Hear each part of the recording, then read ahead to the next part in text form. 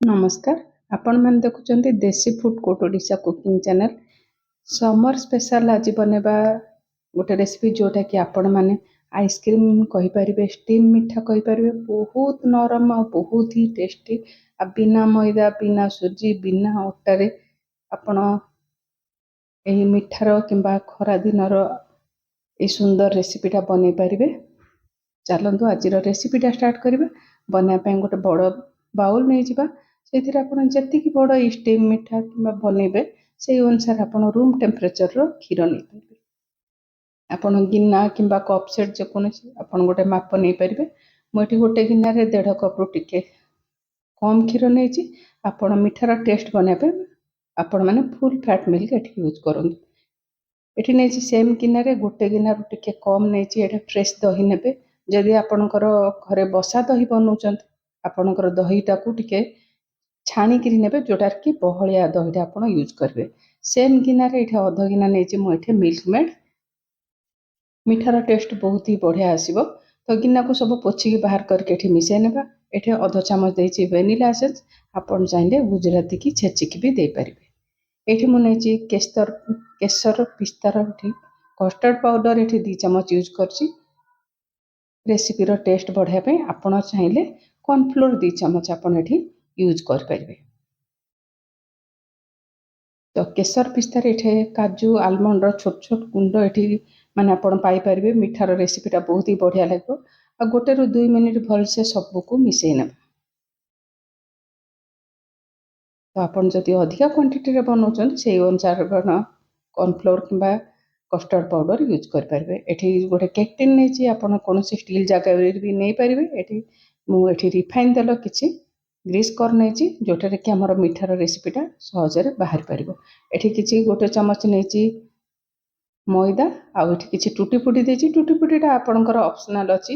ଦେଖିବାକୁ ସୁନ୍ଦର ଲାଗିବ, ଖାଇବାକୁ ବି ଭଲ ଲାଗିବ। ଆପଣ ସିମ୍ପଲ୍ ବି ଆପଣ ବନେଇ ପାରିବେ।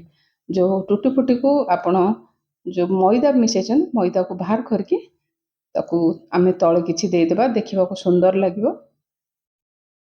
କିଛି ଟୁଟି ଫୁଟି ମୁଁ ଏଠି ଉପରେ ତଳେ ଦେଇଛି। ଆଉ ଯେଉଁ ଆମେ ମିଶ୍ରଣଟା ରଖିଥିଲେ ଯେଉଁ ଗୋଳେଇକିରି ତାକୁ ଏଠି ଗୋଳେଇକି ଭଲସେ ଏଠି ପକାଇ ନେବା। ଆପଣଙ୍କୁ ଲାଗେ ବିନା ପରିଶ୍ରମ ବହୁତ ହି ସହଜ ଉପାୟରେ ଏତେ ସୁନ୍ଦର ମିଠାର ରେସିପି ଆପଣ ବନେଇ ପାରିବେ।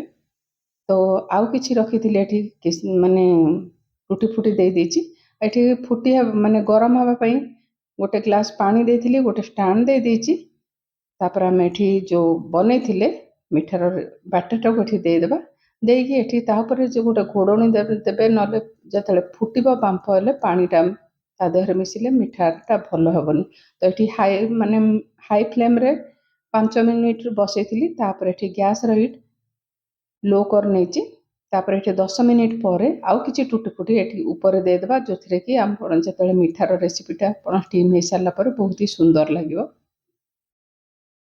ତ ଦର୍ଶକ ବନ୍ଧୁ, ଆଜିର ଛୋଟିଆ ରେସିପିଟା ଯଦି ଭଲ ଲାଗୁଛି ତ ନିଶ୍ଚିନ୍ତ ଭିଡ଼ିଓ ଗୋଟେ ଲାଇକ୍ କରିବେ। ନୂଆ ଥିଲେ ଚ୍ୟାନେଲକୁ ସବସ୍କ୍ରାଇବ୍ କରିନେବେ। ଫେସବୁକ୍ ପେଜ୍ରେ ଦେଖୁଥିଲେ ଫେସବୁକ୍ ପେଜ୍କୁ ଫଲୋ କରିନେବେ। ଆପଣଙ୍କୁ ରେସିପିଟା କେମିତି ଲାଗିଲା ନିଶ୍ଚିତ କମେଣ୍ଟ କରିକି କହିବେ।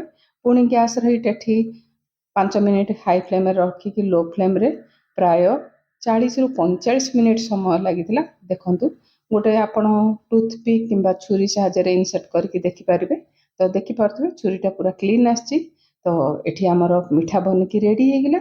ତ ଆପଣ ଯେତେବେଳେ ଖୋଲା ରଖିବେ ଜମା ଘୋଡ଼ଣୀ ଦେବେନି, ଦେଲେ ଆପଣଙ୍କର ଯେଉଁ ବାମ୍ଫ ଦେହରେ ପଡ଼ିକି ଆପଣଙ୍କର ମିଠାଟା ଖରାପ ହେଇଯିବାର ଚାନ୍ସେସ୍ ଥାଏ।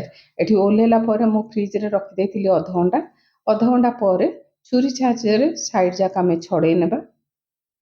ଏତେ ଟେଷ୍ଟି ମିଠା କହିପାରିବେ, ଆପଣ ଆଇସ୍କ୍ରିମ୍ ଖାଇଲା ପରି ଲାଗିବ, ଷ୍ଟିମ୍ର ମିଠା ଖାଇଲା ଭଳିଆ ଲାଗିବ।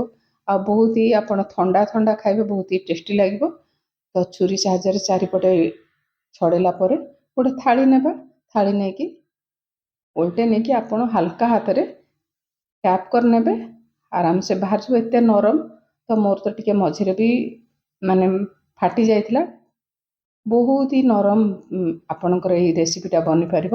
ତ ଦେଖିପାରୁଥିବେ ମଝିରେ ଯେଉଁ ଟିକେ ଲାଗି ଯାଇଥିଲା, ମାନେ ବସି ଯାଇଥିଲା, ଟିକେ ମିଠାଟା ମଝିରୁ ଟିକେ ଫାଟି ହେଇଛି। ତ ବହୁତ ହି ନରମ। ମୁଁ କାଟିଲେ ଆପଣ ଦେଖିପାରିବେ କେତେ ନରମ ଆମର ଏ ରେସିପିଟା ବନିଛି। ତ ରେସିପିର ନାଁଟା ଆପଣଙ୍କୁ କ'ଣ ଦେଲେ ଭଲ ଲାଗିବ ନିଶ୍ଚିନ୍ତ କମେଣ୍ଟ କରି କହିବେ। ଘରର ସମସ୍ତଙ୍କୁ ଏଇ ଖରାଦିନେ ରେସିପିଟା ବନାନ୍ତୁ ଆଉ ଖାଇସାରିଲା ପରେ ଆପଣଙ୍କର ମତାମତ ନିଶ୍ଚୟ ସେୟାର କରିବେ। ତ କାଟିକି ଫ୍ରିଜରେ ରଖିଦେବେ। ଆପଣ ଯେତେବେଳେ ଖାଇବାକୁ ଇଚ୍ଛା କରିବେ ଆପଣ କାଢ଼ିକି ଖାଇପାରିବେ। ଦେଖନ୍ତୁ କେତେ ନରମ ଆଉ କେତେ ସ୍ମୁଥ୍ ବନିଛି ଆଉ ଟେଷ୍ଟ ବି କେମିତି ହେଇଥିବ ଆପଣ ବନେଇକି ଖାଇଲେ ହିଁ ଜାଣିପାରିବେ।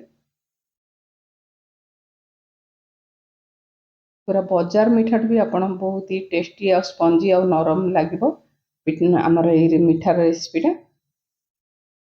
ତ ଆପଣମାନେ ବନାନ୍ତୁ, ଖାଆନ୍ତୁ, ଆପଣଙ୍କ ଫିଡ଼ବ୍ୟାକ୍ ନିଶ୍ଚିନ୍ତ ସେୟାର କରନ୍ତୁ। ପୁଣି ଆସିବୁ ଗୋଟେ ନୂଆ ରେସିପି ସହିତ।